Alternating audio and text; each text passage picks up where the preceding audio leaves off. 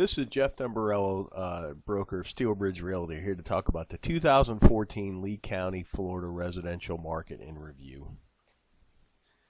Disclosure, this is my work done for me and shared with you.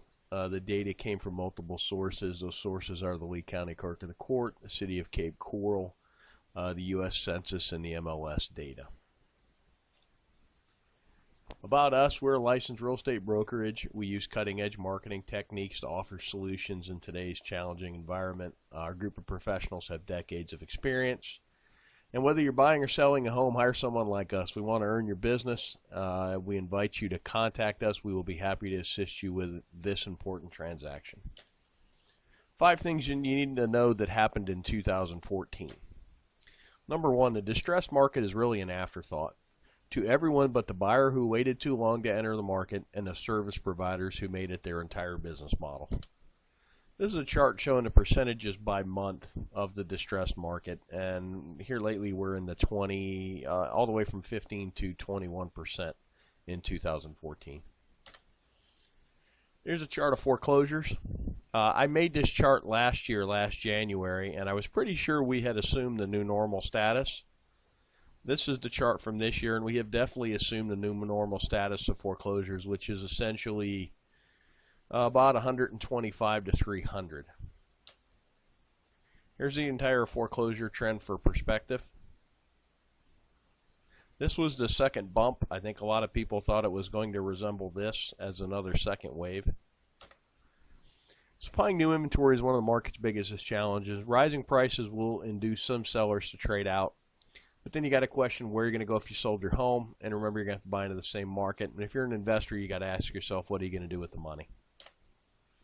New construction is the answer to the inventory problem. Here's a couple things to think about. The appraisals will hold prices in check for a little bit until the channel's a little better defined. We're seeing that in our day-to-day business now. Interest rates are still very low, which makes homes affordable. We're really in the market missing an entire vintage of about 2008 through 2013. Land is still historically cheap for now, and here's some perspective on the land prices. This is all lots, all lot types in Cape Coral, average and median price. When you're looking at the last cycle, you really don't get what's going on in this cycle.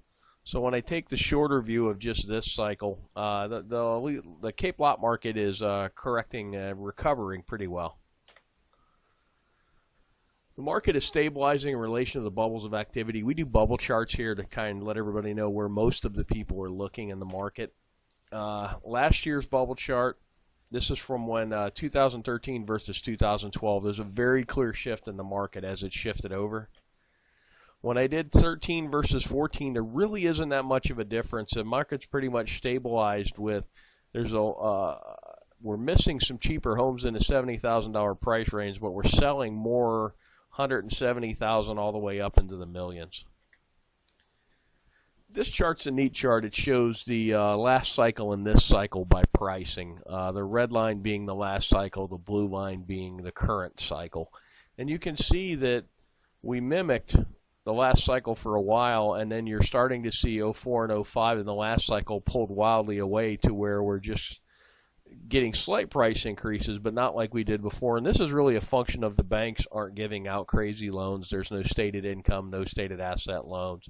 So this is a sustainable market that's actually driven by sensible leverage. Some perspective, we operate in a seasonal and a cyclical market. The seasonality is really determined by our weather. Up north, when it's warmer, is when they're busier in the real estate market. Here, when it's a little cooler, is when we're busier in the real estate market. The cyclical part of our market is governed by demographics, and we're going to talk about something seasonal pricing bumps as well. Right now, we're in a sustainable boom. MIM is money in motion. It's every dollar that flowed through. This is actually dollars sold by realtors. And we had an 8.7 increase in the actual volume in the market. The amount of transactions went up 1.1%. The median is actually rising faster than the average, which shows the bottom of the market is coming up faster than the market itself is correcting. The percentage of bank-owned properties jumped up slightly from 13.6 to 15.05, where short sales really fell off the map. They were 8% of the market in 13, and they're only 3% of the market in 14. And another neat thing to look at, cash sales in 2013, 60.7% were cash in 2013. In 2014, 57%. So you had a decent price increase, and it really wasn't funded by leverage. And to give you a perspective, about 25-30% of the sales in the state of Florida are cash. So we're almost working at twice the cash sales percentage of the state of Florida. Money in motion is a key indicator. As long as the market continues to grow, that's a really good thing. The median's rising higher than the average. We talked about that. We also talked about the cash sales percentage. One thing I learned, if you base your business model on short sales, you need to find something else to do. And we're truly in a market where the buyers are paying slightly more for a slightly older and slightly smaller home. Market specifics. Two asset classes that really jumped out to me are townhouses and manufactured homes are actually growing. By property types, what's interesting to me is the manufactured homes are up 20% in sales counts, as are the townhouses. And when you look at the price increases, they're probably some of the lowest price increases, and that's the market seeking a good quality buy, basically. The single-family homes are up 7%. They just about mimic the market as a whole. A few thoughts on the jump in mobile homes and townhomes. Mobile homes have both a lower cost of entry and a lower cost to keep, and the blue-collar retirees from up north love them because they really only need them for 3 or 4 months of the year because they're still home doing stuff and walleye fishing and playing with the grandkids. But it's a nice, affordable home to get out of the cold weather. Townhouses kind of represent the same if you're adverse to a mobile home purchase.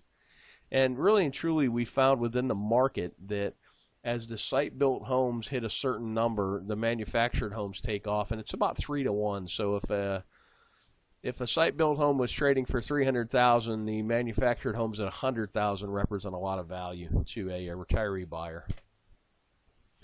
This is kind of what happened by city. 2014, what happened by city. And just a year-over-year difference. Punta Gorda's really burnt store, up 15%. That's pretty good. Lehigh Acres up 13%. And when I look down, Captiva's up 27%, which is pretty impressive. Thanks to watching 2015. Essentially, you've got a seesaw in the market now with resale homes on one side of the seesaw and new construction on the other.